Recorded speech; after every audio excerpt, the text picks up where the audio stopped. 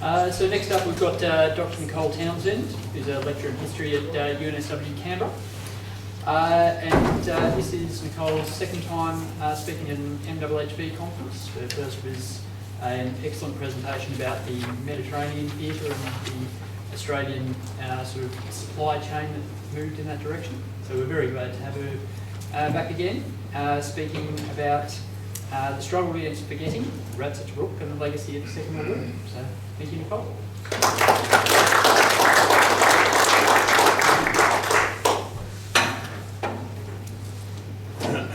I like to move around a little, so I'm going to go free mic.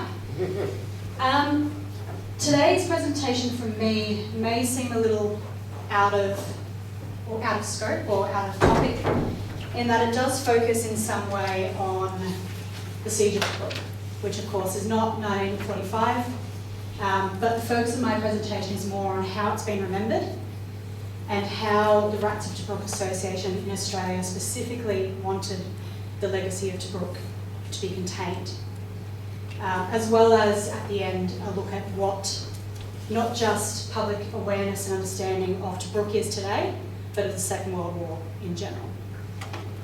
So if we get this working, there we go. So if we start with commemoration in general, if we look at war commemoration in Australia, we get this kind of picture. So Australia, after the First World War, is one of, if not the most prolific builder of memorials to war and to those lost at war in the First World War, to the extent of 4,000 plus memorials within Australia. Now, these take a variety of forms, the stereotypical one being the downcast Anzac soldier, but others being as large as the Shrine of Remembrance here in Melbourne, or other obelisks, cenotaphs, or the like. Now, the significance of these kinds of memorials is that they, in some sense, acted as what we might term surrogate graves. So in many cases, particularly in the First World War, this was a time when Australians had lost fathers, sons, brothers, nephews, whatever it might be. Many didn't have a grave. If they did, they were far from home. So these offered a way for a permanent kind of remembrance of their service and their loss, but also in many cases, if it wasn't in Australia, a place to visit and to tend their memory. Now, when it comes to the Second World War, the question necessarily arises as to how to remember the war dead this time around. Now, in 1943, Gavin Long is appointed as the official historian by the Curtin government, and this is the first indication or first step towards a formal history of the war. The primary focus, though, is not on commemoration. In part, this is because of the nature of the conflict, the scale and destruction of it 20 years after one that had already riven Australia. Part of the problem as well was that in 1943, 1944, and especially 1945, the government's attention is turning very much to the post-war world. How to go about the process of reconstruction, rehabilitation, developing a process of reintegrating returned servicemen, how to deal with industrialisation and everything else. Not to mention destruction in places like Darwin, to a much lesser extent than those in Southeast Asia. There was also a change in public opinion. There was a move away from the kinds of memorials we see post First World War, in terms of those more standard memorials versus a more utilitarian memorial. And those we see more after the Second World War. Things like memorial pools, memorial gardens, etc., rather than the standard things. We also tend to see more plaques added to First World War memorials to acknowledge Second World War losses in a different way.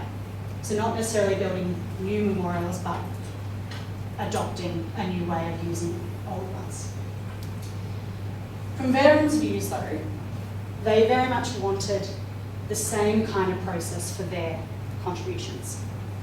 To remember those they've lost and to make note of their their contributions and their sacrifices. Now, the underlying theme within this, and this goes for not just the Second World War, but the First World War and others, is the fear of being forgotten. If war teaches these veterans anything, it's that life is finite, and if they're the key to continuing their legacy, death can be the end to that. Now, memorials, although not necessarily popular within the public at the time, add a kind of concrete aspect to this, a permanence, a way to get around this kind of anxiety of erasure, to use Paul Goff's term, and the idea that while the human body might perish, this kind of memorial can continue.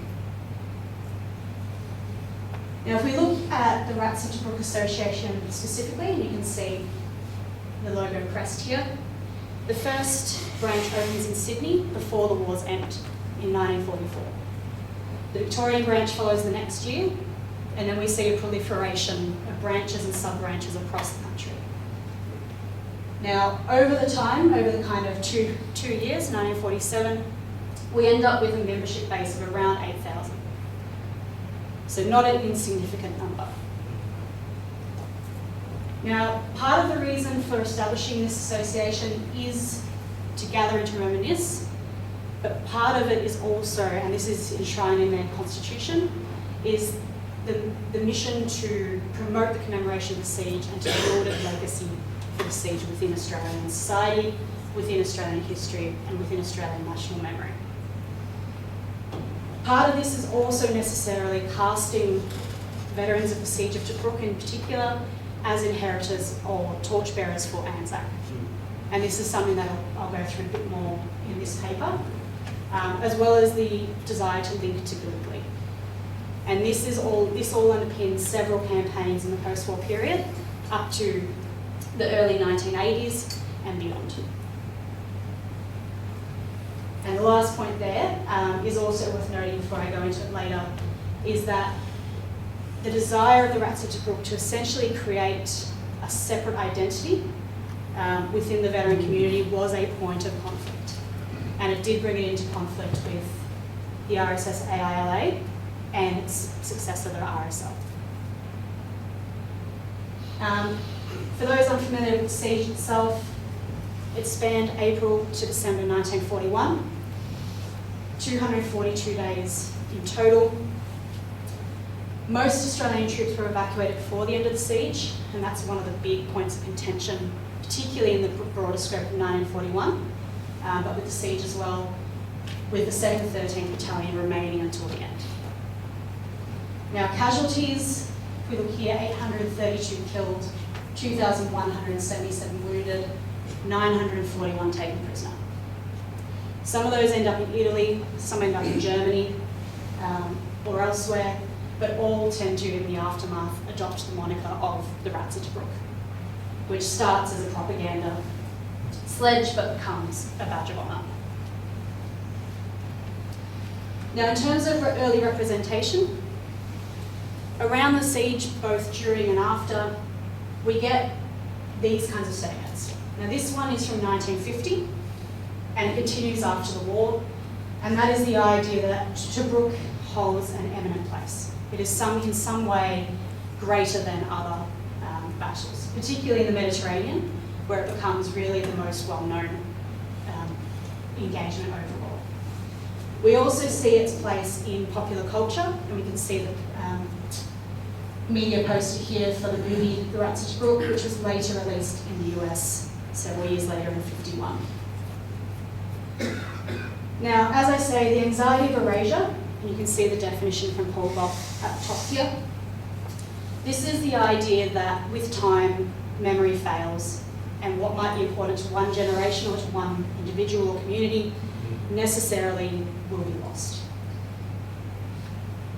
To ameliorate that kind of anxiety, the answer is often seen as physical memorials, because stone continues for generations, unless forcibly removed. And in this way, it marks events as being beyond time. It's something that generations gone by, whether it's 50, 100, 150 years, can still understand and can still see as part of their everyday life. Now, I'll go through a few different campaigns in the post-war period. The first centres on the Tobruk Memorial at Tobruk itself. And you can see a sketch of this here. Now, this memorial was built in 1941. It was built by Australian soldiers as part or using scrap Italian cement and other materials that they were able to scavenge. And it was unveiled in October 1941 by the garrison commander, Leslie Morshead. Now, this was not meant to be a permanent memorial, but nonetheless, the rats wanted it to stay in perpetuity until it fell down itself. The idea was not for it to be replaced, it was not for it to be in any way changed. In saying that, by 1945, although it survives the war, it survives multiple changes of control throughout various sieges and battles, it's necessarily deteriorating by 1945, at a time when the Imperial War Graves Commission is starting to set up long-standing war cemeteries and memorials. And you can see a couple of quotes here from the Imperial War Graves Commission, noting that it was showing serious signs of deterioration and collapse, and was marred by surface cracking. What this leads to is the Imperial War Graves Commission approaching the Australian government, specifically the War Cabinet, which was still in effect, under Ben Chifley, and asking for permission essentially to replace it and include that within the broader construction of the war cemetery. Now, as part of these deliberations, the War Cabinet considers it and agrees to its replacement. As part of those discussions, the War Cabinet and the Department of the Interior in particular, you can see here, acknowledge that they always expected Tobruk to be one of the first, if not the first, to be commemorated, and it also acknowledged that it is an outstanding Australian achievement. So there's no doubt about the significance of the Siege of Tobruk. Now, the replacement of the memorial causes, understandably, severe anguish and backlash from Rota. Now, this centres on the idea, despite the fact that the Cabinet says it will retain the essential characteristics of the original memorial, that it is an act of sacrilege against what they see as hallowed ground. So this is ground where their comrades have died, it's what they've built to commemorate them, and they see this as an tantamount to an act of sacrilege, which is the Rota view. Now, this is echoing anxieties around battlefields after the First World War, and why some of those in particular became a point of contention around how they would be maintained, restored, or memorialised.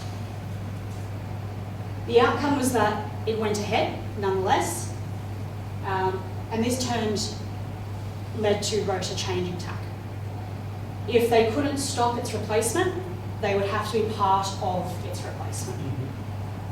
Now, as we'll go through in this presentation, they've become quite a bugbear for the Australian government in various ways, and most of these aren't successful. So this is the first failure in a sense. One point of conflict is that they don't choose Morshead to open or unveil the new memorial, which is seen as another knife in the side of them. This was seen as a personal affront that they chose the Australian High Commissioner in London, who was neither a rat nor an ex-serviceman with Middle East experience, to unveil it. One of the other issues was that the rats wanted to extend the pilgrimage, the visiting party, to include a pilgrimage to Gallipoli, again as a way of reinforcing the connection as the torchbearers of Anzac. Now, this was also denied, and the government would later say that this was simply a cost issue, that they couldn't afford to send that many people to Tobruk and to Gallipoli. However, the court of public opinion comes in. So without gaining ground with government, Rota and the RSSA-RLA, precursor to the RSL, turned to the court of public opinion. Now, you can see a quote here from the Vice President of Rota Victoria, claiming that it was a slight on the men whose sacrifices the memorial had at Tobruk commemorated. The VP of Rota in that derides the decision, we have several, if you look on Trove, there's lots of articles around this at the time, broaching this in the court of public opinion. And the outcome is that although the delegation is reduced, Moores Head does open and unveil the memorial, and they essentially get what they want. The problem, though, is this anxiety of erasure, and you can see that in the quote here. For the Rats of Tobruk and the Rats of Tobruk Association generally, it raised the question of if Gallipoli in their mind can be forgotten through the lack of a willingness to expand the pilgrimage, how long would it be until Tobruk was also forgotten? And it's worth remembering that the documentation that underpins all of this in no way says that it's about any doubt over Tobruk's significance, although that's what Rhoda takes from it. The next campaign kicks off immediately after this, and that's the desire for legal protection. So we've seen in recent years some of the issues around the use of ANZAC, particularly the Fresh in Our Memories campaign by Woolworths, and how much consternation that caused. ANZAC is a legally protected word, and the Rats of Tobruk wanted the same for Tobruk itself. The problem is, Tobruk is the location of a geographic town and can't be trademarked, can't be copyrighted, and as far as the government was concerned, was purely hypothetically subject to commercialisation. So there was no evidence to say that it had been or was at risk of commercialisation, but for the Rats of Tobruk, the idea was to do that before that became a problem. Now, the Secretary of the Attorney General's Department in particular, and this is where we see some more pointed terminology coming out, is that in his mind, the importance of Tobruk, or more so the risk of commercialisation, would progressively diminish with time. It wasn't seen as being in this way the same as ANZAC, where there was a proliferation of commercialisation that led to the protection of the word. Now, the matter ended up being discussed in Parliament, in part again because Rota approached opposition parliamentarians who broached the matter in question and answer sessions. Now, the Attorney General, Doc Evatt, at the time tried to sit on the fence and say, look, I don't see why it couldn't be protected without saying it could be. However, for Rota, that was taken as a green light to say it would be protected, and therefore it took the front foot. And this is where we see the first kind of conflict with the RSS ALA. Because Rota starts sending letters to the organisation asking, essentially cease and desist letters, asking them to stop using the word Tobruk in places like Tobruk House in North Bondi. From this, we then get missives sent from North Bondi sub-branch to the government asking what's going on, why it's been approved, when it hasn't been. And this is the early seed of conflict. Now, the government continues to refuse the request, and as part of this asks for evidence of commercialisation and sends out investigators from the precursor to ASIO, the Commonwealth Investigation Service. Now, this stems from one of the secretaries sending in a business card for a Tobruk shoes in Melbourne, which they say is proof of commercialisation. CIS investigations find that, one, that company has now been on-sold and the owner is now happy to stop using it, no problems. However, the former owner was actually the social secretary of Rota. So they were actually using it themselves. Big oops. Now, this naturally raised some questions and got certain people offside. And in the end, this sort of recognition is not forthcoming for all of various reasons, and Rota gives up.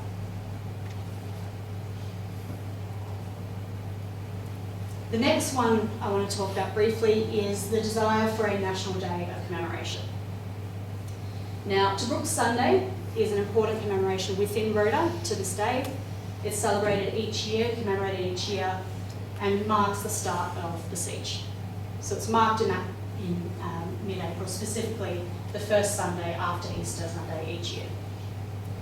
Now, the government sought advice from the service departments when it receives this request. The Department of Navy, no objections, no specific comment. However, the Department of the Army and the Department of Air express significant reservations.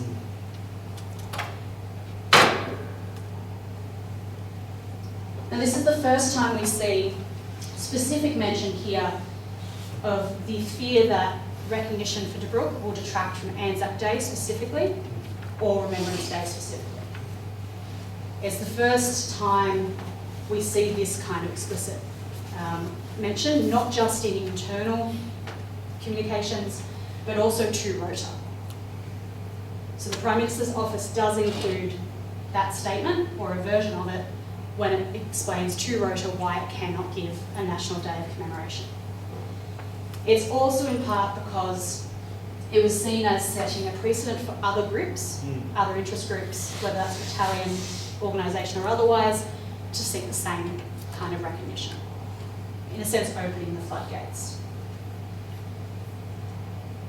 Now, in the 1960s to 1980s, we see this anxiety of erasure really take hold. And this underpins, in some ways, what we see in the memory group. And that stems from an idea that, not just for Tobruk, but for veterans in general, Anzac will shrink and die with them, and commemoration and importance will not be carried over to the next generations. Now, the withering of Anzac that academics at the time predicted didn't actually really unfold in the same way, but nonetheless, future generations are still seen as the key, whether that's through memoirs or otherwise. Which leads us to the most successful campaign, and that is the campaign for a national memorial. Now, anyone who's been to Canberra will have potentially seen the Tobruk Memorial on Anzac Parade. This is the campaign for that. So, the first approach to government is made in the 1960s, doesn't really get far, and isn't picked up again until the 1980s. By that stage, the main issue is that the proposed memorial is a replica of the one at Tobruk, which is not seen as being in keeping with the vision for Canberra as far as the National Capital Development Commission is concerned, and they're suggested to site the memorial elsewhere. And one suggestion is down in the far south or inner south around Woden. Now, this was not something that Rota wanted. They wanted a site of national significance. They wanted to signal the importance of the siege of Tobruk. Nothing short of Anzac Parade would do. And you can see a quote here from one of the letters from Rota. Nonetheless, they had support from politicians, from various parties, both at territory and federal level, and this meant that the memorial did get up, regardless of questions. And there's one little pen script marking on the margins of one document saying that if we must have it, can it just look different? Can it just not be a memorial, replica memorial? But for the Rats, this was a singular honour. It's not something that any other single action or battle or campaign has received in the same way, and that sets them apart. And that's something they were looking for. It's not something Kokoda has received, for instance. Again, this was seen though as an attempt to carve out a separate identity. And this set the organisation, the association, against the RSL. And the RSL actually boycotted not only the unveiling, but subsequent commemoration services.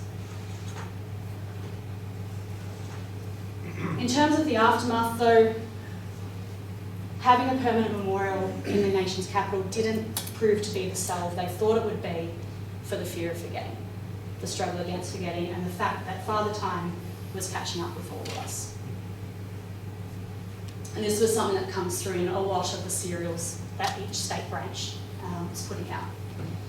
Tobruk featured heavily in the Australia Remembers campaign in the 1990s around the 50th anniversaries, but by the end of the 1990s, many veterans were starting to pass with time.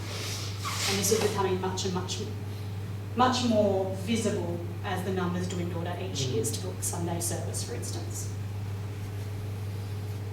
Now, before I jump into that, the answer for them was the next generation. How to convey that knowledge to not just their children, their grandchildren, but those thereafter. In some ways, and particularly in Queensland, and there was no distinctly national approach to this, in Queensland in particular, but also in WA, there's an educative approach. So in Queensland, some schools had debating trophies sponsored by the Rats Tobruk. In Girilang, in the ACT, they're now the host for the ACT branches banner, and that stays there as the custodians beyond the ACT branch's existence. And it's worth remembering that the Victorian branch is the only one still active.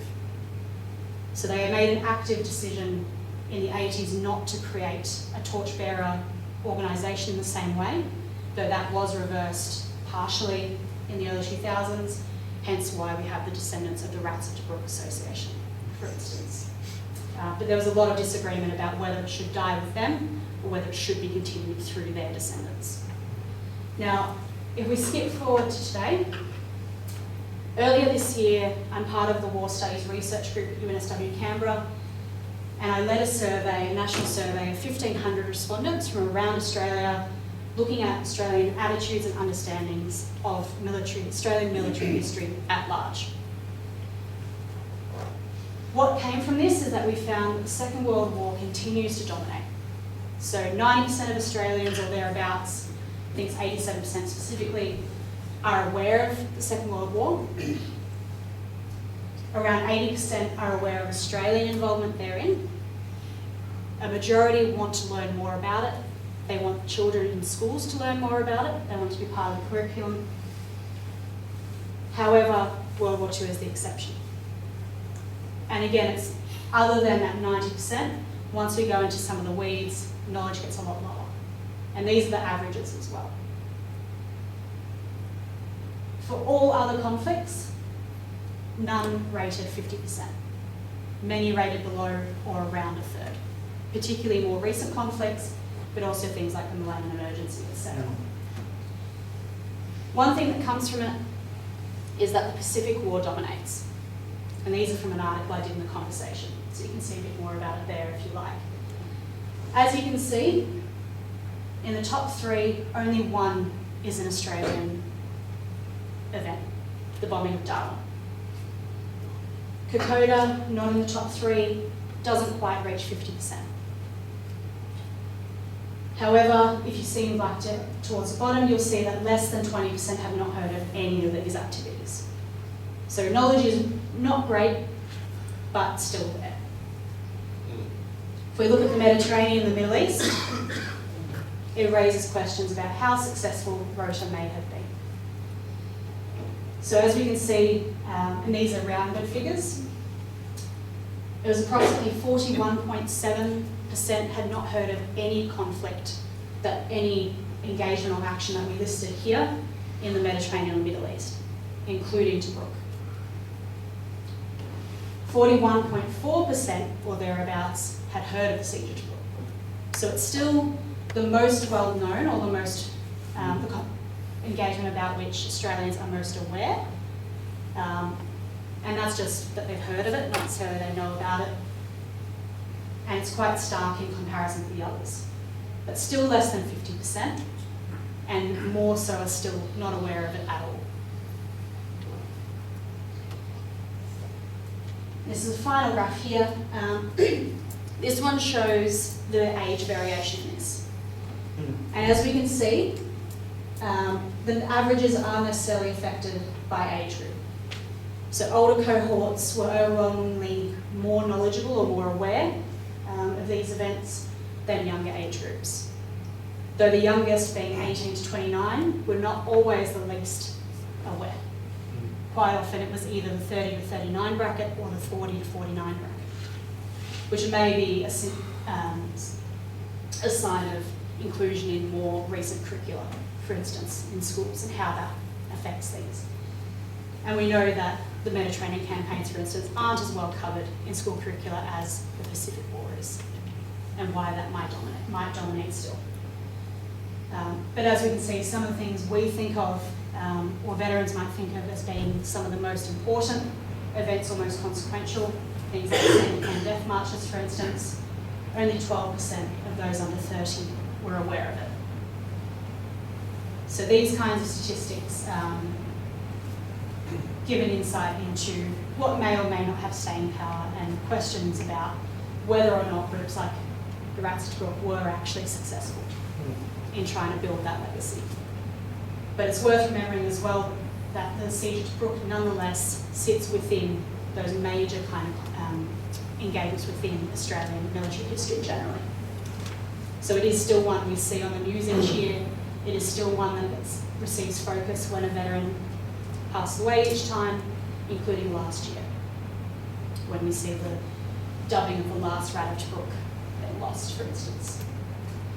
So to wrap up, only one campaign could be classed as an actual success for the rest of Tobruk, and that is the National Memorial Campaign, which is a great success.